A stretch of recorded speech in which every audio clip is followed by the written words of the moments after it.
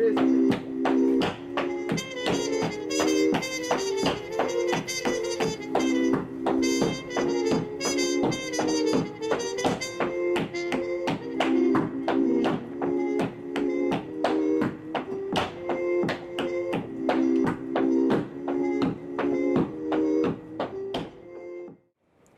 want to know what your life felt like before those cowards knocked the door to your sanctuary off its hinges.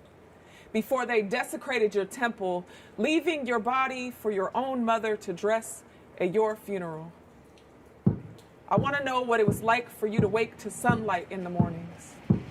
If we would have been friends in some other life, or if we would have seen each other in a room full of other black women and only passed each other like oceans, tired of carrying heavy ships.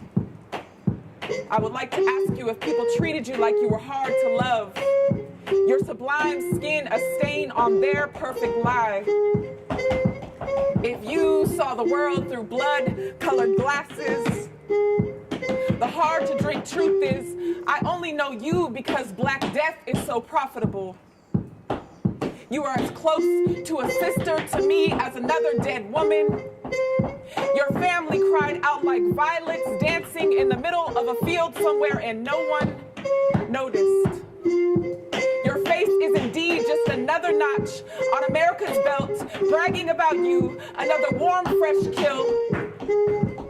And ain't your smile sharp enough to break sorrow or mend a best friend how aloe plants do wet and ugly scars? And ain't your life like Mia's, ripped and torn from your family at the train station? Like black women's bodies ain't worth nothing unless they're for pleasure or bitter pain.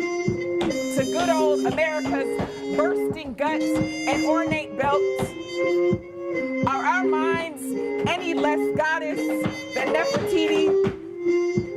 I want to know if you wore your heart on your sleeve, climbed out of your dreams in the morning with your hair resting in silk or satin bonnet. Did your laughter taste like buzzing bees in your lover's abdomen? Were you honey on his lips? How was it for best friends to weep to you? Ever wanted to be loved by a man so bad that you made nurturing into selflessness? I want you alive and not for profit, for a mural or t-shirt or poem or nightmare. Must we be lotus who rises from the mud? Must we be dead to be noticed? I want to know what it was like for you to be alive.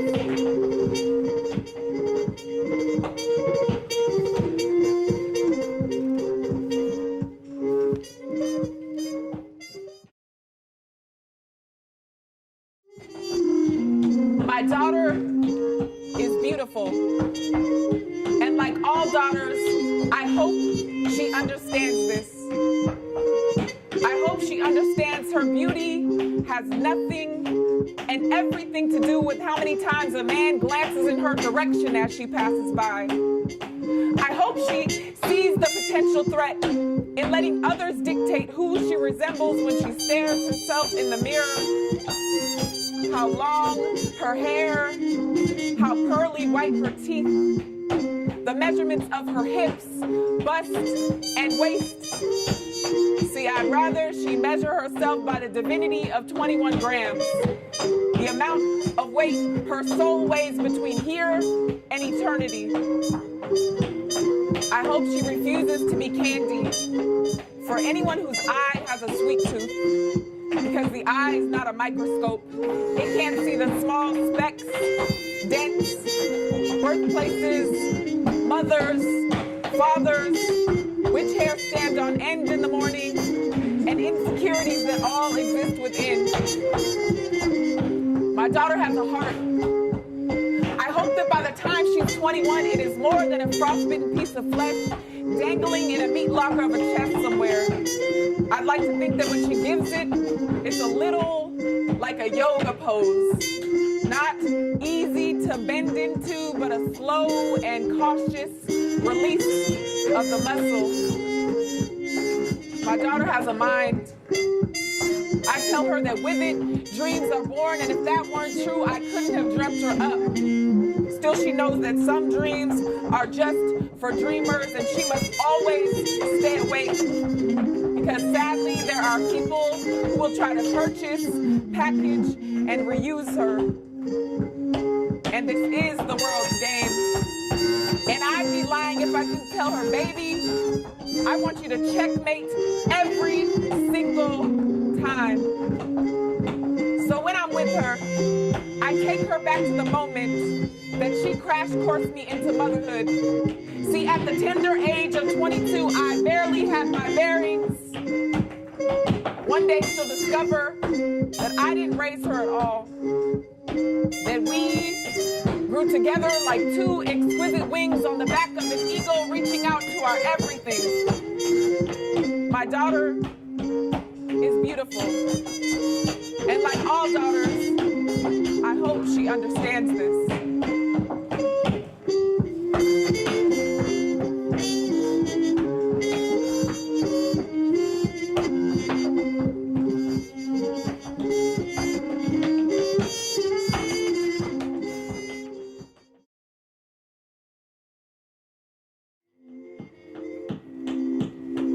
I am sitting on a stool inside of Safeway, right across from Rainier and Henderson, staring down aisle 12. There are 4 items displayed that I can pick up and walk out with if I have just enough change. Greeting cards, digestive help, pain relief, and cough and colds. I assume there's some relief for my newfound back pain, maybe some Tums or Imodium to ease my lactose intolerance. But I don't think I'll find a card that I like. Nor will I find a card that will ease the suffering Trayvon Martin's mother feels while she lies awake at night.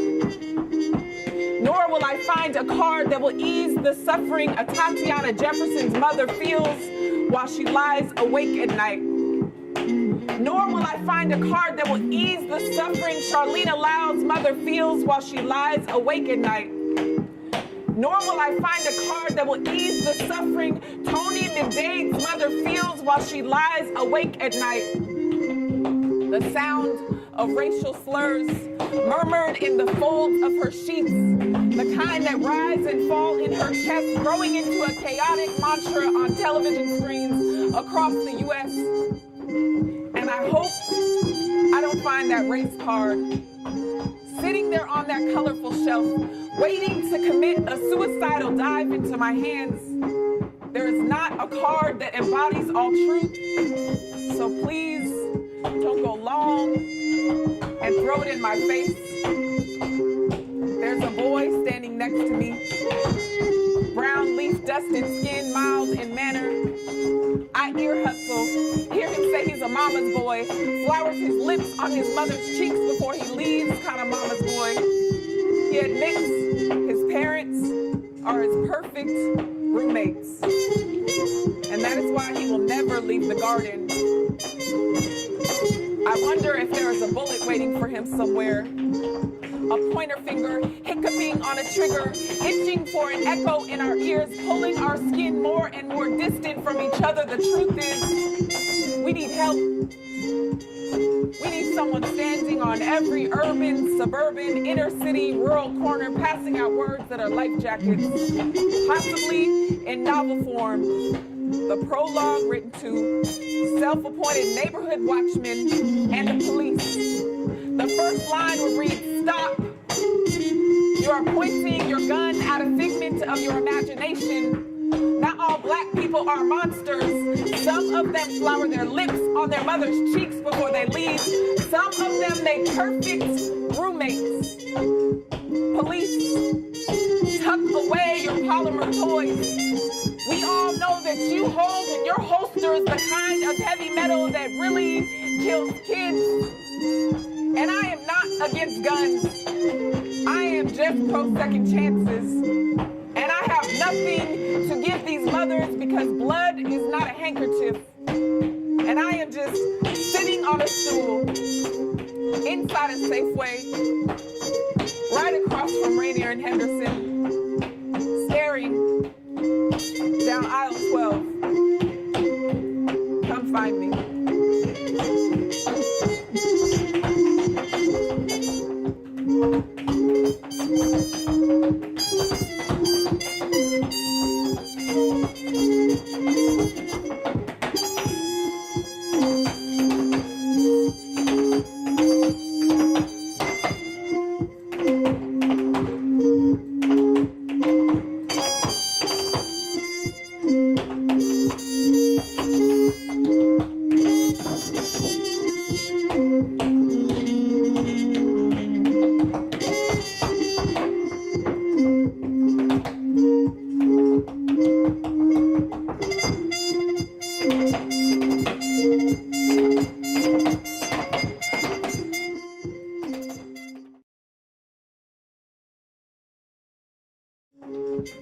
Scientists say we are at least 60% water.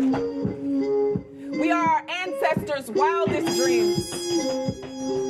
It is no wonder we are melting glaciers and setting suns as bright as wildfire across the Amazon and California and California and California.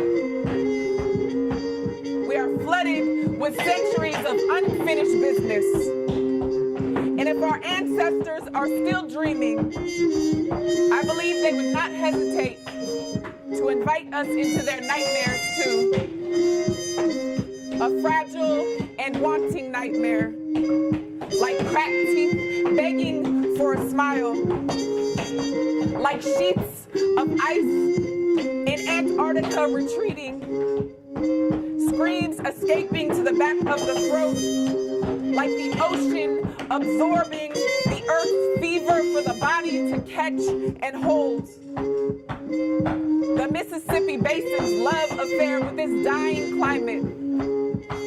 And wild like the volatile waves who swallow your great mothers and fathers whole. The pale grief that wrap round necklines. But don't you remember the way the water does? The perfect memory eroding time. Precious arms and elbows flailing like tree arms in hurricanes. Chains and endless blue night sky rippling underwater. Tender, twinkling stars from heaven drifting into their open eyes. Maybe Saturn or Jupiter waving across their drowning chests. How the moon wanted so bad to taste their black skin that it shoved itself to the bottom of the sea so that it could sit with them. Doesn't this water taste different now? Thick as blood, choking on bullets, like Tamir's 12-year-old lungs filling up to the brim of this earth's mouth. Her kiss of death along shorelines. It is no wonder we are up to our necklines in debt. See, this water is unforgiving. It doesn't matter how much we refuse to reckon with our past or who it loves. If it isn't nurtured, it will become fresh with poison. Did you think a pure White House and fresh reef-colored paper would protect you from flooding? We are all just a few degrees separate from someone's slave, someone's master, waiting in this water curtsying to ward off demons, while this water is still rising, still a fraction of a human, still remembering.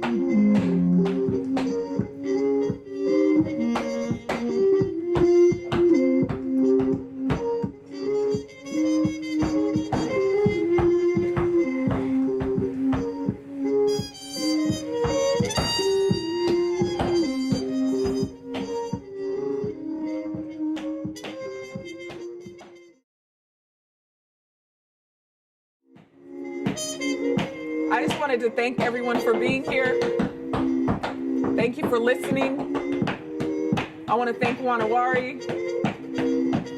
I want to thank Omar and my child, my daughter Raven. This is All Water Has Perfect Memory. These are poems from my new released book. You can check me out on Instagram if you want to. Self-Love Vigilante. You can purchase it on my website, ChelseyRichardson.org. This is for you, and this is for us. So thank you for being here.